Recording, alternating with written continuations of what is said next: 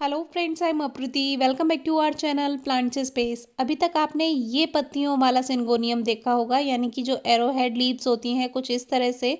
और यही सिंगोनियम आपने मोस्टली देखा होगा और इसी में डिफरेंट वैरायटी भी आती हैं, जिनमें से एक ये है जिसमें पिंक शेड भी होता है। सिंगोनियम ड्वार्फ वैरायटी में भी आता है, बेल वाली वैरायटी में भी आता है।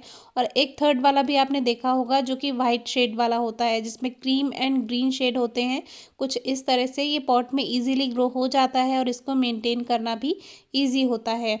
और इस हिबिस्कस के बारे में हमने आपसे एक वीडियो शेयर की है, आप चेक कर सकते हैं डिस्क्रिप्शन बॉक्स में। तो फिलहाल आज हम बात करेंगे दूसरी पत्तियों वाला सिंगोनियम, जो कि बहुत ज़्यादा फैलता है और देखने में भी बहुत प्यारा लगता है। तो शुरू में तो इसकी पत्तियां नॉर्मल सिंगोनियम जैसी ही होती हैं, जैसी कि अभी स्टार्टिंग में आपको दिखाई।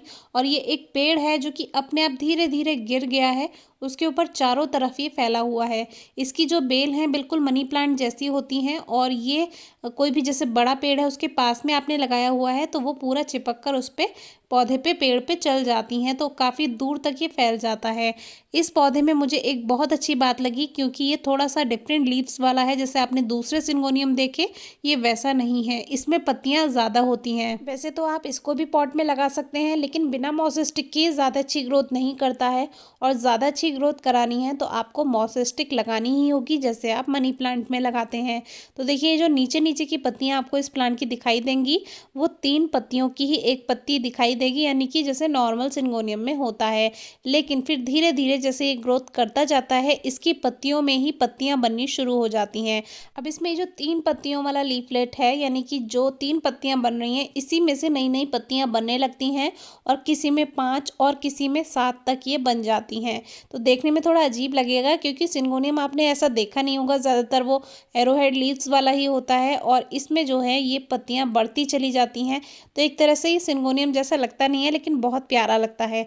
तो अगर आपको इसको पॉट में लगाना है तो आप मॉस स्टिक से सपोर्ट देकर इसको लगा सकते हैं। और ये जो बेल अगर आपने किसी पेड़ के पास में लगाई हुई है तो ये बहुत ज़्यादा फैल जाती है। अब देखिए, इस जो साइड वाली पत्तियां हैं, इनमें से ही ये 2 पत्तियां बन रही हैं। बाद में जैसे जैसे ये लीव्स बड़ी होंगी और उन 2 में से भी और 2 लीव्स बन जाएंगी। देखिए कितना डिफरेंट इसकी लीव्स हैं। तो हर प्लांट के बारे में पता होना चाहिए और इस प्लांट की केयर भी बहुत ईजी है, जैसे नॉर्मल सिंगोनियम होता है बिल्कुल वैसे ही।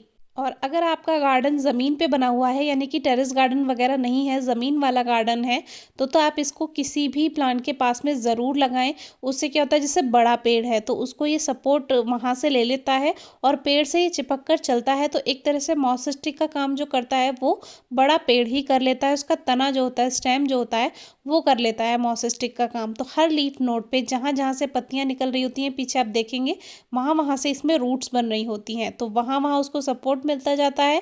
और इसकी पत्तियां हेल्दी इसीलिए होती हैं, जैसे जैसे इसको सपोर्ट मिलता जाता है वैसे वैसे वो वहीं से पोषण लेता रहता है। वैसे इसको बहुत ज़्यादा पोषण की, न्यूट्रिएंट्स की ज़रूरत नहीं होती, ये नमी पे ही डिपेंड करता है। मौसम से नमी ले लेता है, पेड़ से नमी ले लेता है और ये ग्रोथ करता चला जाता है। इसकी केयर हम बिल्कुल भी नहीं करते हैं, क्योंकि एक तो ये ज़मीन में लगा हुआ है और दूसरी बात, ये दूसरे बड़े पेड़ों से सपोर्ट लेकर चल रहा है, तो हमें कोई इसकी देखरेख करनी ही नहीं पड़ती। जो जड़ें हैं वो सारी नमी वगैरह पेड़ से ले लेती हैं, पेड़ के तने से ले लेती हैं, और बाकी जो नीचे की तरफ पूरी जड़ें वगैरह फैली हुई हैं, जो मेन रूट्स हैं, वहाँ से प्लांट सपोर्ट लेता रहता है, पानी वगैरह लेता रहता है। अब देखिए, इसकी बड़ी बड़ी हेल्दी जड़ें जो हैं, ये एक बड़ा जामुन का पेड़ है और ये जामुन, वो छोटी वाली जामुन मैंने आपसे शेयर की थी, वो वाली है। सिंगोनियम कोई सा भी हो, उसको बहुत ज़्यादा धूप की ज़रूरत नहीं होती है।